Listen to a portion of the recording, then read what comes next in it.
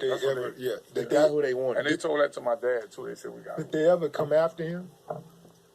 I believe he went to court. I think they charged him with something. Like they charged him with Just got out the feds. He got an early release because of Prosecutor's name. The prosecutor at the time. At the time.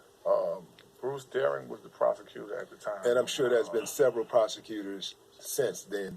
But how many DAs? They gonna keep voting him in. How many DAs that have been on this case? How many DAs? Yeah. One. Just one. What's his name? He's now a convicted felon. Oh, good for him. Yeah, he just got out the feds. He got an early release because of COVID. But what was he convicted for? He was convicted for wiretap and fraud and all kind of stuff like that. The sheriff has gotten convicted as of a couple weeks ago. Good for him. Yeah, the same sheriff that was on. Good for him. Case, he got convicted as well.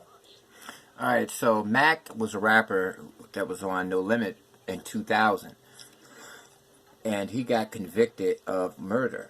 What happened is he was actually in a nightclub. He and his mother had just started a side record label. So he was an artist for No Limit, but he started his own entrepreneurial endeavor with his mother, a label. And they were in this little small hood club just to check some acts out, potential people to sign. So a commotion happened, a fight happened, and a shot went off. Mac, he had a registered firearm. He pulled it out and raised it in the air. He held it high in the air because it was a packed club, small club, and he didn't want to bump into somebody with a weapon and misfire it. So he held it high in the air as he was moving through the crowd to find his mother. He found his mother and he went home. His home was 45 minutes away from where this club was.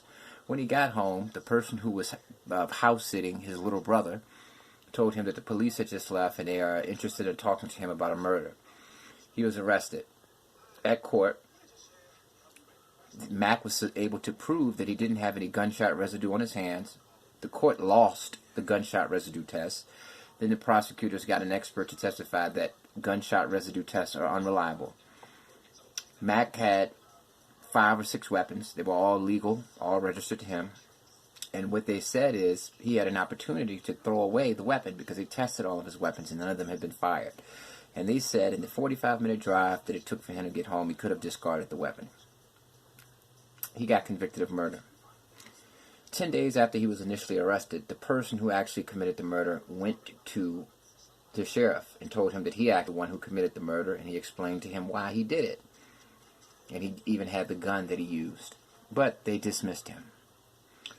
And they actually charged him with accessory after the fact because they claimed he was trying to help Mac get out of the murder, and that's illegal. Mac is out of prison. As he said, the prosecutor that tried his case just got out the feds, and the sheriff who initially arrested him just got arrested and got 4 life sentences for rape and incest. The system in Louisiana is very corrupt.